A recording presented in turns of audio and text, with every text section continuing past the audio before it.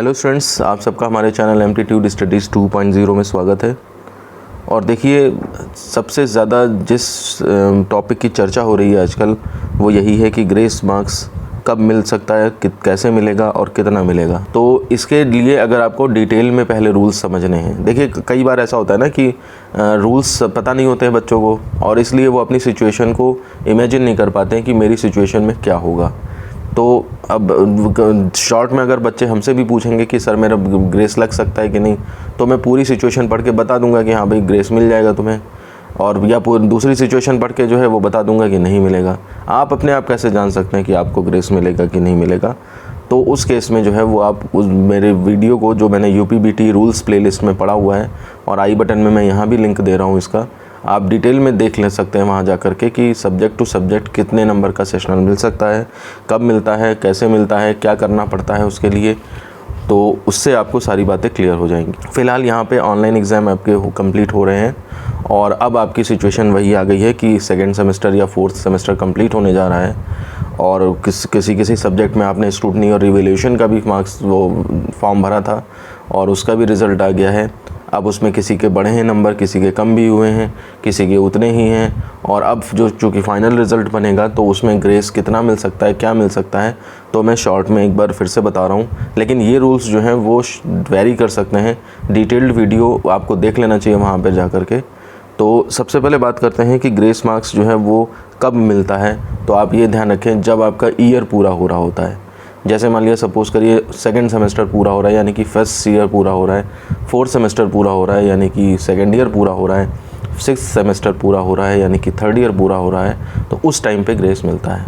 उससे पहले आप सोचोगे कि मुझे फर्स्ट सेमेस्टर में क्यों नहीं मिला, तो वो रूल नहीं है। जब आपका ईयर कंप्लीट होने को होता है, मतलब जब आप नेक्स्ट ईयर में जाने की तैयारी करते हैं, उस समय आपको ग्रेस मार्क्स जो हैं वो प्रोवाइड किए जाते हैं। उसके बाद है कैसे मिलता है। तो देखिए, कैसे क्या रिज़ल्ट में अपने आप ही आ जाता है। कई बच्चे हमसे पूछते हैं कि ग्रेस मार्क्स पाने के लिए कोई फॉर्म भरना पड़ेगा या क्या करना पड़ेगा, कैसे मुझे पता लगेगा, कैसे। तो ये देखिए, सॉफ्टवेयर जो मार्कशीट बनाता है, जो आपका रिज़ल्ट बनाता है सॉफ्टवेयर, ये उसी में फीड रहता है कि ग्रेस जो है वो कब कैसे देना है। तो वो अपने आप ही सेलेक्ट कर लेगा किस किस सब्जेक्ट में ग्रेस देना है, कितना देना है, और उसके बाद उसी सब्जेक्ट के मार्क्स के आगे आपका GR1 या GR2, जैसे 1 नंबर का ग्रेस मिला तो GR1, या 2 नंबर का ग्रेस मिला तो GR2, इस तरह से करके लिख जाता है, अपने आप मार्कशीट में लिख के आएगा।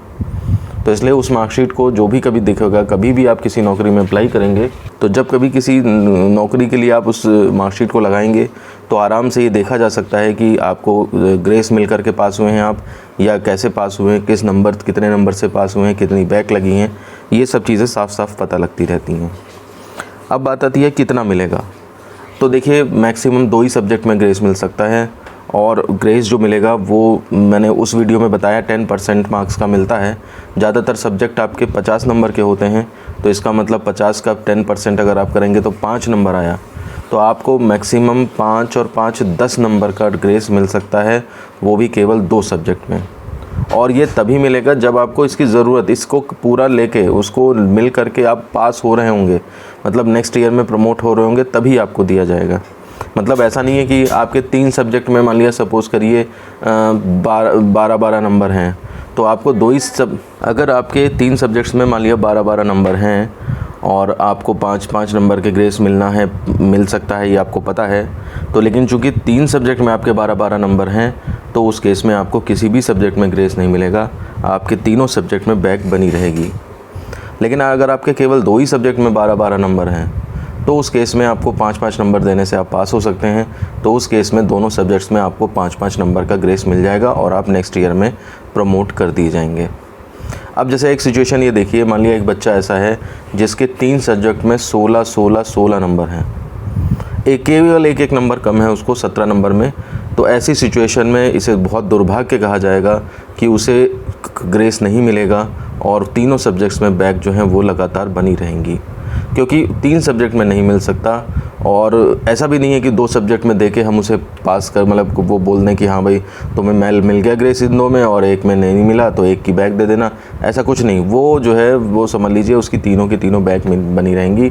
ग्रेस तभी मिलता है जब उसको मिल कर के आपका फ़ायदा हो रहा हो। इसको ऐसा समझ लीजिए ना कि जैसे इलेक्ट्रॉन जो है वो लोअर स्टेट में बैठा है और मान लिया सपोज़ करिए उसे एनर्जी मिल रही है, तो वो तभी हायर स्टेट में जाएगा जब उसे उस उपयुक्त ऊर्जा का फोटोन मिलेगा। मतलब अगर उसे हायर स्टेट में जाने के लिए 10 जूल एनर्जी चाहिए और फोटोन उसे 12 जूल का मिल रहा है, तो वो ऐसा नहीं करेगा कि 10 जूल ले ले और 2 जूल जो है वो अपना कुछ और करे उससे जाके, तो ऐसा कुछ नहीं। वो बिल्कुल क्लियर 10 जूल का फोटोन जब एनर्जी मिलेगी तब जा कर के वो जो है वो हायर स्टेट में जाएगा। 9 जूल से भी नहीं जाएगा, 11 से भी नहीं जाएगा, वो केवल 10 से जाएगा। तो वो फोटोन को तभी एक्सेप्ट करेगा इलेक्ट्रॉन जब वो उसके काम का हो।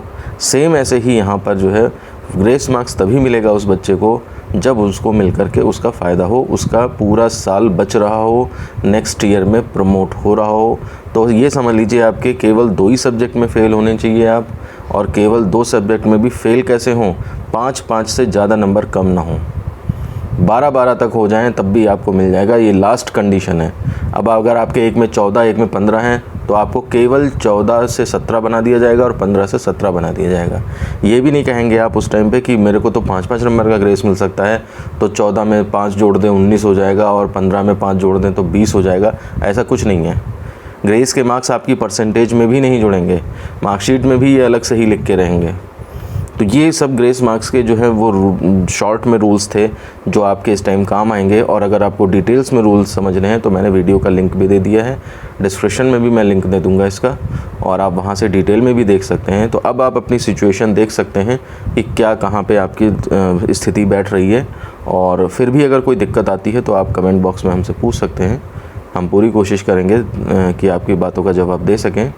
और अगर कोई स्टूडेंट नया है इस चैनल पे तो इस चैनल को सब्सक्राइब कर सकता है और बेल आइकन प्रेस करके ऑल का ऑप्शन सेलेक्ट कर ले, ताकि जो भी इंफॉर्मेटिव वीडियो यहाँ से रिलीज़ होते हैं उनके नोटिफिकेशंस आप तक तुरंत पहुँच सके। तो इस वीडियो में बस इतना ही, मिलते हैं आपसे नेक्स्ट वीडियो में। धन्यवाद।